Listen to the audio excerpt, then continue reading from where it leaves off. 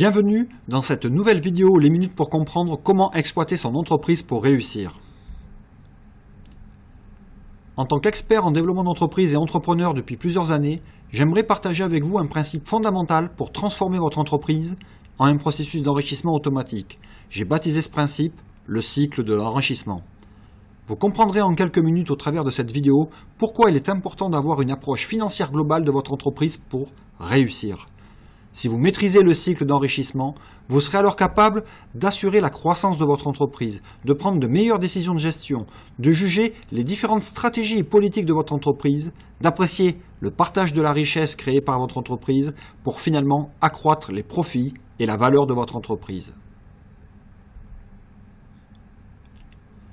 Je vous propose de découvrir maintenant le cycle d'enrichissement d'une entreprise de manière illustrée. Pour cela, nous devons tout d'abord dresser les deux bilans essentiels que tout entrepreneur doit réaliser régulièrement pour développer son entreprise. Le bilan comptable, qui est en quelque sorte le bilan patrimonial de votre entreprise, et le compte de résultat, qui est son bilan budgétaire. Commençons par le bilan comptable. Il est important de comprendre que le bilan comptable est le reflet de la situation patrimoniale de l'entreprise et il permet de chiffrer son patrimoine. Le bilan comptable est divisé en deux parties distinctes, représentées par la colonne de l'actif à gauche et la colonne du passif à droite. L'actif de l'entreprise, c'est tout ce qu'elle possède, et le passif, c'est tout ce qu'elle doit. En comptabilité, l'usage veut que la période étudiée, appelée exercice comptable, qui correspond généralement à une durée de 12 mois, soit appelée année N pour l'exercice passé et N-1 pour l'exercice précédent. Aussi, l'actif et le passif du bilan comptable doivent toujours être égaux. Le bilan doit donc être toujours équilibré. Ensuite, il est important de comprendre que le compte de résultat est le reflet de la performance de l'entreprise et il permet de chiffrer son budget. Le compte de résultat est divisé lui aussi en deux parties distinctes, représentées par la colonne des produits à gauche et la colonne des charges à droite. Les produits, c'est ce que gagne l'entreprise. C'est le chiffre d'affaires qu'elle génère en utilisant son actif, en utilisant ce qu'elle possède pour développer son activité. Et les charges, c'est tout ce que l'entreprise doit payer ou investir pour fonctionner. Cela représente l'ensemble des dépenses et certains investissements de l'entreprise. Vous pouvez remarquer que les produits et les charges doivent toujours être égaux également. Le compte de résultat doit donc être toujours équilibré. Et il s'étudie généralement sur la même période que le bilan comptable chaque année. Maintenant, je vous propose d'examiner plus en détail le bilan comptable et le compte de résultat sans faire pour autant un cours de comptabilité. Il est juste essentiel d'en comprendre le principe. Si l'on se penche sur le bilan, vous pourrez remarquer que votre entreprise possède à son actif un ensemble de biens professionnels qui servent principalement à développer son activité d'exploitation. Et à son passif, un ensemble de dettes financières comme les emprunts qui permettent de financer ces biens professionnels.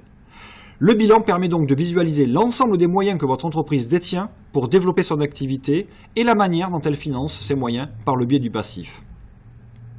Maintenant, si on examine plus en détail le compte de résultat, on peut remarquer que les produits et les charges sont classés par nature en trois catégories symétriques afin de faire apparaître trois activités distinctes.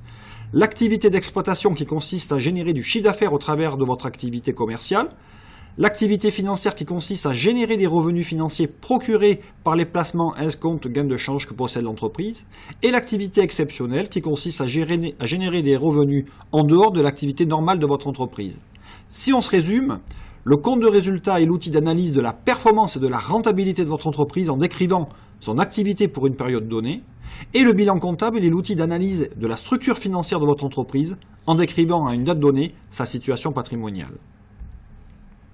Dans la réalité, le montant de ce qu'elle gagne n'est jamais équivalent au montant de ce qu'elle dépense. Et ce qu'elle possède n'est jamais totalement équivalent à ce qu'elle doit.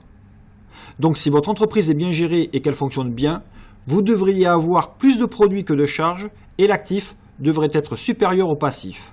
Dans ce cas, votre entreprise devrait réaliser des bénéfices et ils apparaissent dans le compte de résultat en effectuant tout simplement la différence entre les produits et les charges. Vous pouvez remarquer que ces bénéfices sont également inscrits au passif du bilan comptable, car ils représentent également la différence entre l'actif et le passif. Alors il est plutôt recommandé de réinvestir tout ou partie de ces bénéfices dans les actifs de votre entreprise afin d'augmenter ses moyens pour qu'elle se développe davantage. Mais certaines années, elle peut réaliser des pertes. On dit alors que votre entreprise est en déficit. Vous pourrez remarquer cependant, qu'à l'inverse des bénéfices, ces pertes s'inscrivent dans les produits du compte de résultat et dans l'actif du bilan comptable. Voyons maintenant ce qui devrait se passer pour votre entreprise au fil du temps. En développant votre entreprise au fil du temps, vous devriez pouvoir faire évoluer à la hausse les produits, maîtriser la gestion des charges tout en recherchant systématiquement à les compresser pour dégager in fine plus de bénéfices. En dégageant plus de bénéfices, vous pourrez davantage investir dans la colonne d'actifs de votre entreprise en ayant en plus recours au levier du financement pour accélérer vos investissements. Et si vous maîtrisez vos dettes en recherchant à réduire le coût de votre endettement dans la durée, vous serez alors capable d'accroître les moyens d'exploitation pour dégager plus de revenus et de chiffre d'affaires au fil du temps. Donc, plus vous investirez dans vos actifs, plus votre entreprise se développera. Et vous allez ainsi observer d'année en année la mise en œuvre d'un véritable cycle d'enrichissement de votre entreprise. Vous allez pouvoir accroître dans la durée la profitabilité et la valeur capitalistique de votre entreprise en générant de plus en plus de bénéfices. Et en investissant régulièrement dans la colonne d'actifs, vous allez avoir de plus en plus de moyens pour développer votre activité et créer ainsi plus de chiffre d'affaires et de revenus encore. Voilà, je suis très heureux d'avoir partagé cette vidéo avec vous sur le cycle d'enrichissement de votre entreprise. J'espère que vous en ferez un bon usage et que vous pourrez approfondir la maîtrise de cet outil pour atteindre le succès que vous méritez en tant qu'entrepreneur. Je vous invite également à partager cette vidéo à vos amis, à votre famille, à toutes les relations que vous aimez. Offrez-leur ce cadeau car un jour, j'en suis sûr, ils vous en seront très reconnaissants. Maintenant, ce serait un réel plaisir de pouvoir continuer à vous aider en répondant à toutes les questions que vous vous posez sur le cycle d'enrichissement de votre entreprise. Vous pouvez nous contacter pour cela par téléphone ou par email. Mon équipe et moi-même sommes entièrement à votre disposition pour vous accompagner dans la réussite. Pour ma part, je vous remercie de m'avoir écouté et je vous propose de nous retrouver dans de nouvelles vidéos pédagogiques, les minutes pour comprendre.